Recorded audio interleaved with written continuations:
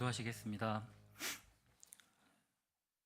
사랑이 많으신 하나님 아버지, 오늘도 눈을 뜨고 숨을 쉬며 하루를 살아갈 수 있도록 허락해 주신 감사드립니다. 특별히 은혜를 베푸사 다드림 교회로 우리를 초대하셔서 아버지를 찬양하고 기도하며 예배할 수 있음에 더욱 감사드립니다. 하나님, 지난 일주일을 살아오면서 우리가 얼마나 당신을 찾았는지, 당신의 뜻을 구했는지, 아버지의 인도하심을 의지했는지 돌이켜보면 부끄럽기 짝이 없습니다. 내가 어찌할 수 없는 큰 어려움 앞에서도 아버지의 긍휼하심을 바라기보다는 나의 작은 능력을 앞세워 내 뜻대로 살아왔음을 고백하오니 우리의 교만을 용서하옵시고 더욱 아버지를 의지하는 우리가 되게 하여 주옵소서. 문제의 크고 작음을 떠나 우리의 삶에서 온전히 아버지의 뜻을 구하며 그 뜻을 따라 아버지께 영광 돌리는 삶을 살게 이끌어 주시기를 기도합니다. 하나님, 이 나라를 위해 기도합니다. 아직도 질병은 활기치고 있으며 위정자들은 누구보다 사익을 위하고 있고 많은 사람들이 죽음과 고통 가운데 신음하고 있습니다. 누구의 잘못을 찾기보다 오직 아버지의 뜻대로 이 나라가 회복되며 바로 설 수 있게 인도하여 주시옵소서. 아버지, 우리 다드림 교회를 위해 기도합니다. 그리스도처럼 사람을 사랑하는 교회가 되게 하옵소서. 함께 예배하는 지체들을 위해 서로 중보하며 채워주는 동력자가 되게 하옵소서. 혈연과 학연과 지연을 넘어 우리 다드림 교회 공동체를 위해 기도하고 주 예수 안에서 서로를 귀히 여기는 깊은 관계를 허락하여 주옵소서. 특별히 기도하옵기는 우리 가운데 육이 약하고 영이 지친 자들이 있사오니 영육 간의 강건함을 주시옵고 온전한 회복의 은혜를 부어 주시옵소서. 오늘 예배를 위해 말씀을 준비하신 목사님을 위해 기도하오니 능력에 능력을 더하시고 오직 아버지의 뜻을 선포하는데 온 마음과 뜻을 다하게 하옵소서. 또한 예배에 참여한 모든 다드림 성도 가운데 은혜를 베푸사 목사님을 통해 선포될 말씀으로 우리의 삶이 아버지께 온전히 향하게 하시옵소서. 힘이 든 자는 힘을 얻고 길을 구하는 자는 길을 찾으며 간절히 아버지를 바라는 자는 아버지를 만날 수 있는 오늘 예배가 되기를 소망합니다. 각자의 자리에서 예배를 위해 힘써주신 사역자와 직분자를 위해 기도하오니 예배를 섬기는 자들의 손길을 기억하사 더 큰 은혜를 부어 주시옵소서. 또한 그들의 사역과 직분을 능히 감당할 수 있는 건강과 환경과 열심을 끊이지 않게 하옵소서. 오직 우리가 자랑할 것은 주 예수의 흘리신 피와 아버지께서 아들 삼아 주신 밖에 없음을 고백합니다. 우리의 삶이 아버지께 영광 돌리는 삶이 되도록 우리를 사용하여 주옵소서. 예수님의 이름으로 기도드립니다. 아멘. 사랑하라 사람을 그리스도처럼, 이게 올해의 제목인데, 주제인데, 지난 4번의 설교 1월 달에 하면서 어떻게 우리가 사람을 사랑할까 민수기를 통하여 4번 말씀을 드렸습니다. 가장 첫 번째는 우리 안에는 고의적인 죄도 있고 비고의적인 죄도 있는데, 이것은 자기 자신의 죄성을 깨달을 때에 사람을 사랑하는 법을 배운다라고 말씀을 드린 것이에요. 그러니까 자기를 다스릴 줄 알아야지만 사랑하는데, 그 다스림은 자기 의지를 강하게 하는 것이 아니라 하나님의 용서하시는 은혜를 많이 경험할 때, 그때 사람을 사랑한다는 거죠. 두 번째 주는 엎드리는 자가 사랑하는 자다라고 하여서 특별히 우리 장로님들에게, 직분자들에게 다른 사람의 허물을 볼 때 엎드려 주십시오라고 부탁을 드렸습니다. 그러나 이것은 직분자들에게만 해당하는 것이 아니라 우리 모든 사람들의, 특별히 성도들에게 남의 허물을 가지고 가십거리가 아니라 정말 중보자가 되어달라는 부탁을 그때 드렸던 것입니다. 남의 허물을 덮어주십시오라고 말씀을 드렸습니다.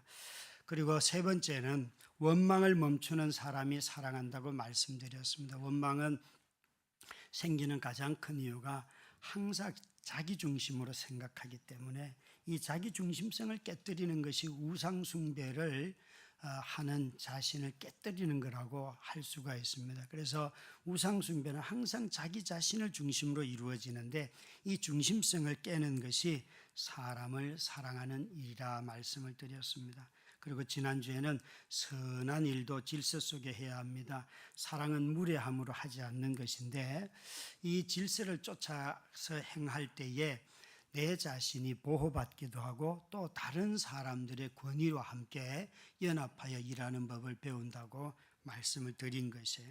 오늘은 제목으로 아름다운 나눔, 실제 내용은 11조에 대한 이야기를 하려고 합니다. 사실 교회 안에서 11조를 얘기하는 것은 드문 일입니다. 제가 설교를 하면서 1년에 한두 번 할까 말까 한 거의 아마 하지 않는 내용인데, 오늘은 직접적으로 11조에 대한 언급을 또 말씀을 전하려고 합니다. 참 이것은 말도 많고 해묵은 논쟁이 이 속에 얼마나 많습니까, 여러분? 11조 그러면 논쟁이 제일 많이 되는 게 뭘까요? 아마 다음 한 4-5가지가 아닐까 싶은데, 제가 생각할 때 여러분의 생각이 이 안에 있기를 바랍니다. 한번 띄워봐 주시면, 저 한 5가지 정도를 생각을 해봤습니다. 11조를 꼭 내야 하느냐, 이런 논쟁이 있죠, 그죠? 예, 뭐 구약적인 것이죠. 맞습니다, 여러분. 또 형편이 어려워도 11조를 내야 하는가? 뭐라고 대답하실래요? 형편이 어려우면 안 내도 된다. 뭐 문제가 있습니까, 여러분? 그 다음에 11조를 꼭 자기 교회만 내야 되는가? 본 교회인가 아닌가 막 이런 논쟁 많이 하잖아요, 그죠? 그래서 특별히 저희 교회처럼 선교단체 출신들이 많고 또 이웃과 함께 살려고 애를 쓰시는 분들은 자신의 11조를 쪼개서 나누어서 할 수도 있지요, 그죠? 자, 그런 것들도 있고요. 또 11조를 하지 않으면 죄입니까? 뭐 저것만 죄겠습니까? 죄가 하도 많아서. 그런데 굳이 저걸 가지고 죄를 갖다 붙이는 이유는 또 뭔지 모르겠습니다. 그 다음에 이런 것도 있어요. 납세 전 11조냐, 납세 후 11조냐, 매출의 총액의 11조냐, 아니면 순수익의 11조냐, 뭐 카드 빚을 내서라도 해야 됩니까? 뭐 이런 것도 있고 복잡하더라고요. 여러분, 이것에 대한 저의 답은 가장 큰 원리로 마음에 먹은 대로 하시면 됩니다. 마음 먹은 대로 하시면 됩니다. 뭐 10의 1조가 뭐 어떻게 구분을 하고 다 필요 없습니다, 여러분. 헌금은 다 감사의 예물이지 그것을 규정을 하면 규정되어서 하는 게 아닙니다, 여러분. 어제 신방을 간 집사님 집에서 집사님이 이런 제안을 해 주셨어요. 목사님, 우리 교회는 헌금 봉투가 하나이고 거기에 한 16종류의 동그라미를 치게 되어 있습니다. 자기가 관련이 되면 헌금을 할 때, 예를 들면 생일 헌금이다 그러면 거기다 동그라미를 치시라고.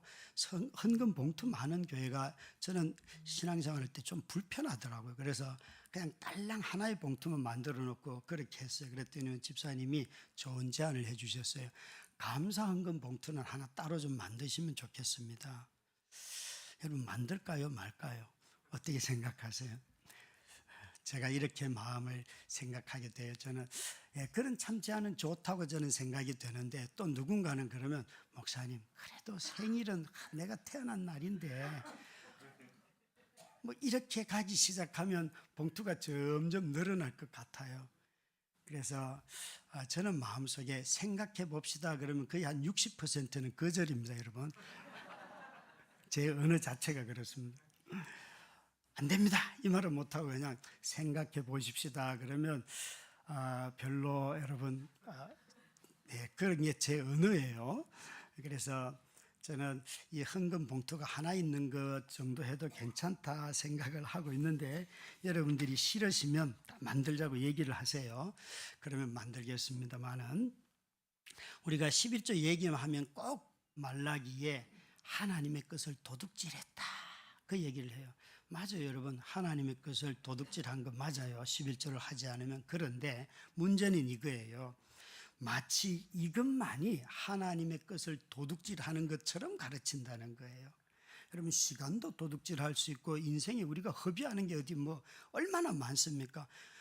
우리가 행해야 할 의를 행하지 않을 때 불의를 행하는 것도 하나님의 것을 도둑질하는 거잖아요. 그런데 굳이 왜 돈만 가지고 이렇게 이야기를 하고 마치 10의 1조만 드리면 다 복을 받고 다 일을 한 것처럼 가르치는, 이것이 잘못된 거지요. 이것만 강조하면 진리를 어긋나게 됩니다. 여러분, 10의 1조는 경건을 측정하는 수단이 아닙니다.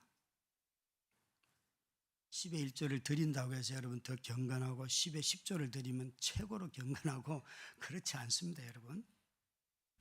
우리가 자주 11조를 너무 문자적으로 10분의 1에 너무 규정적으로 매일 때가 많아요. 근데 여러분 자꾸 10의 1조, 11조를 자꾸 엄격하게 이야기를 하거나 하는 사람의 마음의 상태가 어떤 겁니까? 하나님 앞에 더 드리고 싶어서 그러세요? 아니면 덜 드리고 싶어서 그러세요? 자기가 자기 마음을 잘 아시겠죠? 그래서 다시 말씀드리지만 여러분 가난하면 11조를 안 할 수도 있습니다. 11조가 내가 먹고 살 것도 없는데 11조를 왜 합니까, 여러분? 그것 아니어도 얼마든지 내가 경건하다는 것을 드러낼 다양한 방법은, 하나님을 믿는다는 걸 나타낼 수 있는 방법은 너무너무 다양합니다. 너무너무 다양합니다. 근데 굳이 왜 돈으로 하나님을 믿는지 안 믿는지 그걸 나타내려고 해요? 또 여러분 부자라고 해도 믿음이 없으면 그 11조 내기 어렵지요. 또 여러분 방금 제가 믿음을 갖다 붙였으니까 저러니까 돈과 믿음이 연관되지 이렇게 생각할까 좀 두려운데, 제가 드리는 말씀은 이거예요. 11조의 규모가 여러분 자기 벌이가 많아질수록 그 액수가 높아지면 좀 겁나지 않던가요? 저도 그런 날들이 있더라고요. 야, 이걸 다 낸다. 이거 되게 액수가 커지니까 덜 드리고 싶은 마음도 생기더라고요. 참 우리가 경제전 이 10의 1조를 드리는 것 가지고 자꾸만 예를 들 때에 과부의 두 랩돈 이야기, 누가복음에 나오는 과부가 있었는데 자기 전 재산을 드렸다. 그게 두 랩돈이었다. 그래서 저 과부는 전부를 드렸고 저 부자들은 조금 드리면서 다 드리는 척했다. 예수님이 이 예를 든 것은 너희 모든 소유를 매주 다 바쳐야 된다 이 얘기하려고 한 게 아니고, 위선적으로 하는 사람들이 예를 들기 위해서 교육용이에요. 이게 교육용이에요. 그래서 너희가 많이 가져온 것 같지만 너희들이 마음을 다하여 드리지 않았다. 이게 핵심이지, 매주마다 네가 가진 모든 소유를 다 바쳐야 된다. 여러분 한번 상상을 해보세요. 그 여자는 나중에 자기 그 두 랩돈밖에 안 되는 자기 소유를 다 하나님 앞에 드리고 난 뒤에 나가서 어떻게 살았을까요? 굶어 죽었다. 또 어떤 분들은 이렇게 말해요. 아니 하나님 앞에 다 드렸으면 하나님이 책임져 주시지. 여러분 경험이 있으시잖아요. 다 드렸다가 낭패당한 경험이. 예? 인생에 다 있다니까요. 여러분 참 우리가 이것 가지고 일반화시키면 안 되는 거예요. 우리가 온 마음을 다할 때 1,000원을 드려도 온 마음을 다하여 드릴 수 있잖아요. 1,000원을 드려도 액수에 많은 것이 내 마음을 표시하는 기준이 아니잖아요. 그죠? 우리가 적다 많다 어떻게 말할 수 있어요? 하나님 앞에 내가 드릴 수 있는 최선을 다해서 드리면 그것이 하나님이 기뻐하시는 거잖아요. 기뻐하는 거죠. 그래서 이것은 여러분 우리가 어떤 액수를 가지고 파악할 수가 없고, 헌금의 대원칙은 뭔가 하면 마음에 있는 대로, 자신의 마음에 정한 대로 하시는 거예요. 그런데 두 번째 조건, 원칙은 뭔가 하면 이미 받은 것, 주신 것, 가진 것을 헌금해야지 빚내서 헌금하시면 안 됩니다.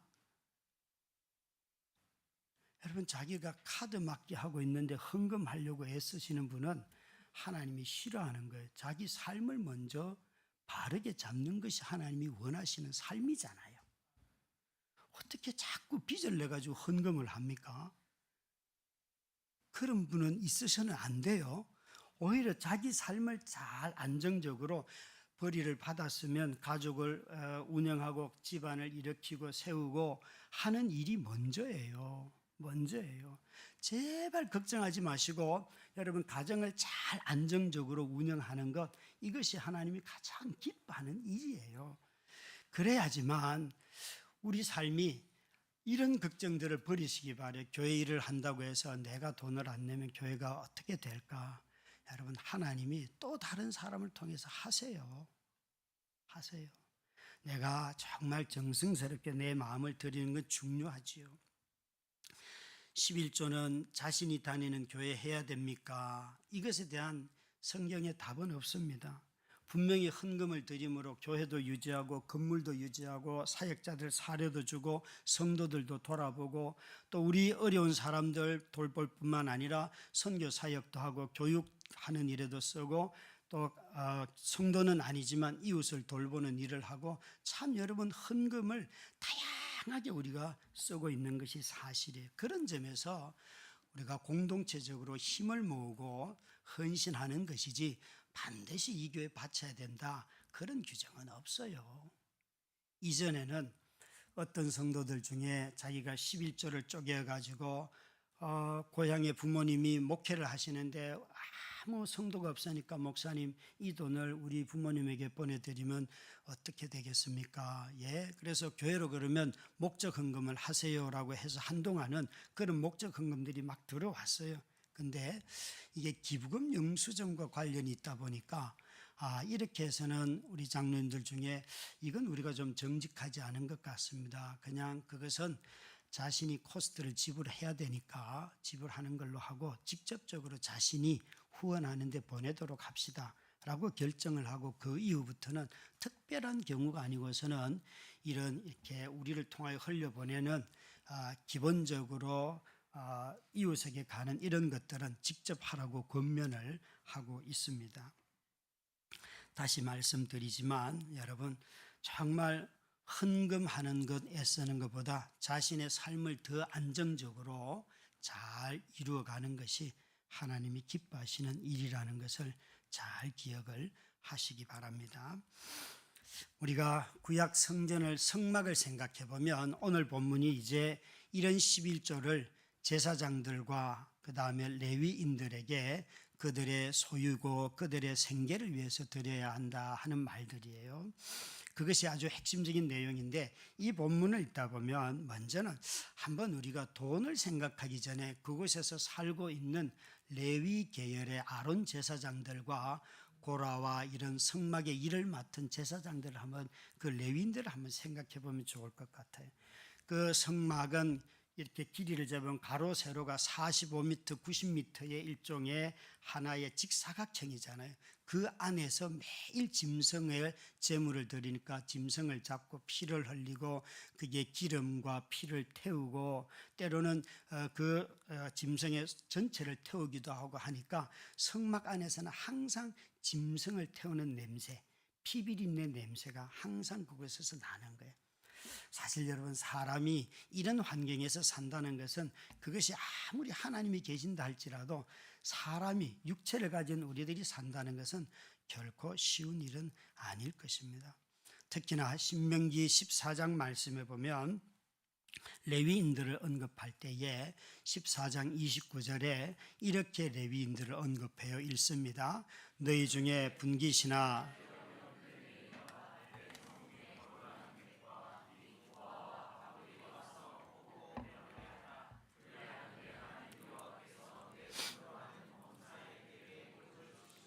저기 레위인을 누구와 이렇게 동료로 취급하는가 하면 성중에 거류하는 객과 고아와 과부들이 와서 먹고 배부르게 하라. 그러니까 참 레위인들의 삶도 그들이 땅이 있는 것도 아니고 받은 기업이 없어요. 이스라엘 백성들이 와서 내는 헌물이 그들의 음식이고 그들의 소유였어요. 그러니까 이들 또한 저기 나오는 객과 고아와 과부처럼 삶이 가난했다는 거예요.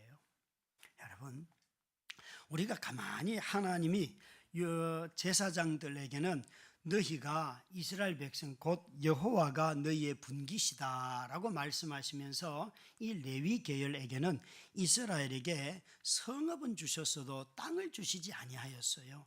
그래서 그들에게는 농사를 지으면서 스스로 소출을 내거나 이런 땅이 없습니다. 그래서 이들에게 먹고 사는 방법이 뭔가 하면 이스라엘 백성들이 하나님 앞에 드리는 이런 예물들을 가지고 그들의 먹고 살았다는 것이죠. 그래서 항상 이스라엘이 하나님께로 돌아오라고 개혁을 얘기할 때 보면 너희가 성전에 예물을 드리는가 아닌가, 이것은 그런 점에서 이스라엘 백성들이 언약의 공동체로서 함께 존재하는가 아닌가를 판단하는 중요한 기준이었던 것이에요. 우리는 구약의 율법을 대할 때 우리 마음속에 율법은 다 시민법적인 성격도 있다는 거예요. 서로 이웃을 배려하며 보호하며 살아야 되기 때문에 살인하지 말라. 이런 거는 시민법적인 거죠. 그렇죠? 또 아니면은 제의적인 게 있어요. 오늘처럼 11조를 드린다, 짐승을 드린다. 이런 것은 다 예배와 관련이 있어요. 그래서 이런 법들도 있고 또 어떤 법들은 도덕법적인 것도 있어요. 거짓말하지 말라. 그런데 이런 도덕법적이거나 예배에 해당하는 제의에 해당하거나 아니면 시민법 중에서 대체로 사람들은 구약의 율법은 다 폐해졌다라고 말을 하시는데 아니에요, 여러분. 예수님이 율법을 폐한 것이 아니고 율법을 완성했다 그래요. 이 율법의 완성이라는 말의 뜻은 율법의 정신을 성취했다는 거예요. 그러니까 이웃을 해하지 말라 하는 말씀을 예를 든다면 이웃에게 내가 해롭게 끼치지 않는다고 끝난 것이 아니라 이웃을 사랑하라고 하신 거라는 거죠. 그래서 예수님은 살인하지 말라는 그 말을 지킨 것이 더 중요한 게 아니라 그 어려운 사람들을 그가 돌봤다는 것이에요. 그게 바로 율법의 완성이에요. 결국 우리는 하지 않는 것이 아니라 사랑하는 법으로 모든 율법이 바뀌게 되어 있어요. 그런 눈으로 보면 오늘날에도 율법의 규정 자체는 우리가 안 지킬 수 있지만 그것은 문화적인 것도 있고 하기 때문에 버릴 수 있지만 그 정신만큼은 여전히 우리는 따라가야 해요. 그런데 그러면 11조를 한번 생각해 보면요. 11조는 하나님 앞에 드려지는 예배 때 드려지는 예물이에요. 그런데 이 예물의 수혜자는 누구인가 하면 아론과 제사장들과 레위인들이에요. 그럼 이들이 먹고 사는 일들이 이건 또 예배와는 또 관계가 없죠. 그죠? 그들 이웃을 돌보는 일이지요. 뿐만 아니라 이 11조를 가지고 이스라엘 백성들은 가난하고 고아와 과부들을 돌보는 또 이웃을 돌보는 것도 다 있어요. 그러니까 이 11조는 놀랍게도 거기에 예배의 성격도 있고 시민법적인 성격도 있고 또 그 다음에 제의적인 것뿐만 도덕적인 그 법칙도 다 있는 거예요. 그럼 이걸 버려야 됩니까? 말아야 됩니까? 사람들은 마태복음에 있는 그 11조를 가지고 너희들이라고 하시는 예수님의 그 말씀 부정적으로 바로 이거 보니까 11조가 폐해졌다고 말하는데 아니요, 여러분. 예수님은 거기다가 11조를 폐한 것이 아니라 너희가 이거는 하면서 이것을 하지 않은 것에 대해서 말씀하고 계세요. 그래서 우리는 10의 1조를 판단할 때에 이것은 대단히 중요한 판단입니다. 쉽게 판단할 성격이 아닙니다. 여러분, 오늘 읽은 이 본문의 18장 8절부터 있는 이제 19절까지 말씀해 보면 제사장이 받는 그런 제사장의 7가지 종류의 몫이 있는데 그것을 이 9절부터 19절까지 쭉 설명을 하고 계세요. 그러니까 제사장이 생각보다 많은 종류의 예물을 받습니다.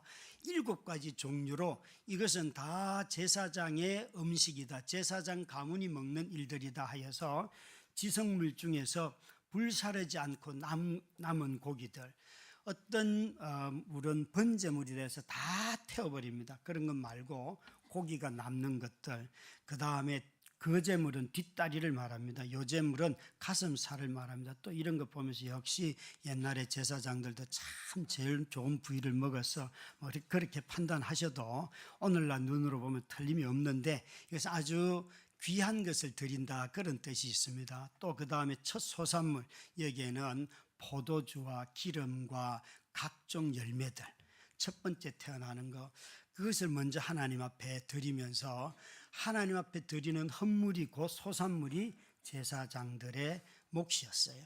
뿐만 아니라 저기 특별히 드려진 것, 특별하다는 것은 소위 말하는 다 진멸해야 될 것들 있죠. 헤렘이라고 하는 것. 이런 것은 하나님께 완전히 드리기 때문에 그 남겨진 것은 바로 이 제사장들의 몫이다라고 하고 생물에 처음 난 것은 사람도 있고 짐승도 있는데 짐승은 초태생은 다 죽이고 피와 기름을 태움으로 말미암아 번제로 드려야 되지만 그 고기만 남깁니다. 그 고기는 제사장의 몫이지만 사람은 다 그렇게 드릴 수 없기 때문에 돈으로 계산하여서 제사장에게 가지고 가는 그게 100게라예요. 그러니까 5세겔인데 그 한 세겔은 계라거든요.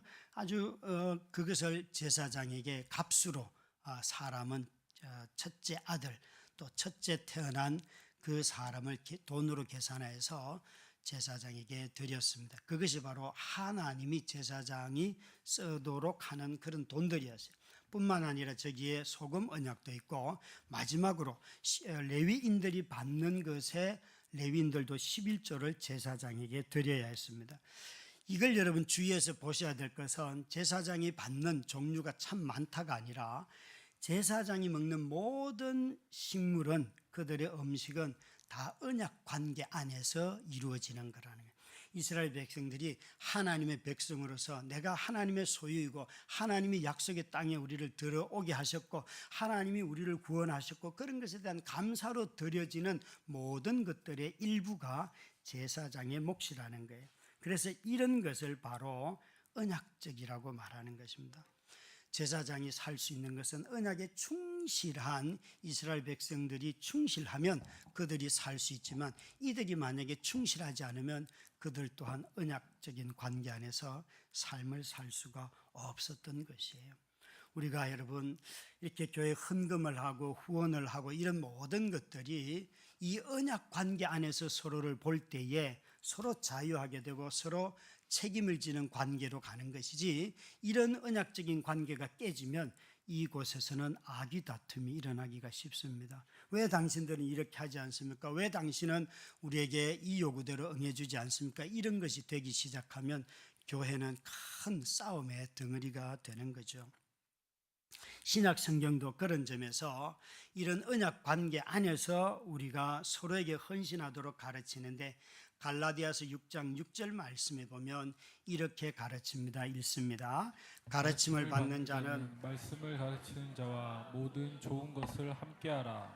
여기 모든 좋은 곳에 바울은 이 갈라디아 교회를 향하여서 그들과 바울 자신과 그 팀들을 위해서 베푸는 이런 재정적인 후원이나 옷이나 음식이나 이 모든 것들이 다 포함이 됩니다. 우리는 하나님께서 우리가 서로 간의 관계 안에서 여러분 이 가르침을 받는 자가 목회자만 있는 건 아니잖아요. 성도들 안에서 리더도 있을 수 있고 또 여러분 함께 동력하는 교역자들, 선교사들, 교사들 얼마나 많습니까? 저는 우리 성도님들이 자기 자녀들이 학교에 가면 학교 교사들을 이 가르치는 자로 좀 여겨주시기 바랍니다. 막 뭔가 뜯어먹을 것처럼 막 비난할 게 없는가 그런 눈으로 좀 보지 마시고 우리 자녀들에게 얼마나 최선을 다해서 아이들을 가르치려고 애를 쓰는지 그래서 말을 하나 해도 선생님 수고하십니다 이렇게 하셔야 되는데 뭘 못했다고 아이 말만 듣고 그렇게 여러분 아이가 얼마나 이기적인 걸 아시잖아요. 에? 내 아이가 천재도 아니고 내 아이가 그 모든 상황을 판단할 수 있는 애가 아니에요. 애 말이구나 생각하고 좀 넘어가요. 근데 자기 아이의 말만 믿고 해버리면 어떻게 됩니까, 여러분? 가르치는 자 안에는 여러분 정말 교회 안에서 성도들을 가르치는 우리 목회자들도 있고 리더들도 있지만 세상에서 또 정말 이런 교사들이 너무 귀한 자들 아닙니까? 이스라엘의 언약의 공동체로 보면 민수기의 인구를 파악할 때 60만 명이 조금 넘습니다. 전체 인구가. 그런데 레위인은 다 더하면 22,300명이에요. 태어난 지 한 달 이상. 그러니까 60분에 한 22,000 이렇게 보면 대충 한 3. 얼마 정도 나오거든요. 그 퍼센테이지가 한 반올림해서 한 레위인들이 한 4% 정도 된다고 하면 이 4%의 사람들을 먹이기 위해서 90%, 96%가 헌신해야만 해요. 96%가. 저는 이런 거 묵상하면서도 감사한 건 어느 한 지파에게 다 떠맡기지 않는다는 거예요. 함께 짐을 지는 것. 조금씩. 그래서 교회는 여러분 한 사람의 영향력이 커지는 것보다 여러 사람이 조금씩 함께 짐을 지는 것이 가장 교회가 복스러운 것이고 아름다운 것이고 경건한 것이에요. 한 사람이 너무 오래 일하면 좀 쉬셔야 됩니다. 이렇게 하셔야 됩니다. 우리 교회는 그런 분 없기를 바랍니다. 교사 경력 20년입니다. 이런 거 있잖아요. 20년 경력 없어도 돼요. 그냥 10년 하고 쉬시다가 또 하고 그런 게 좋습니다, 여러분. 그래야 서로가 함께 짐지지 않습니까? 예. 정말 이것이 바로 언약인데요.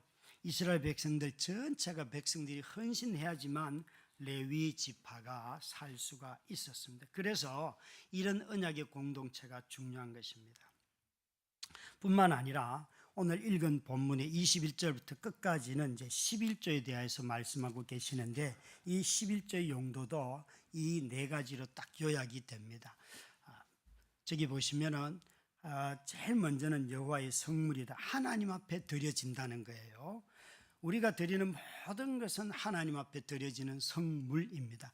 물건이 거룩한 것이 아니라 하나님이 거룩하시기 때문에 드려진 것을 거룩하다고 말하는 겁니다.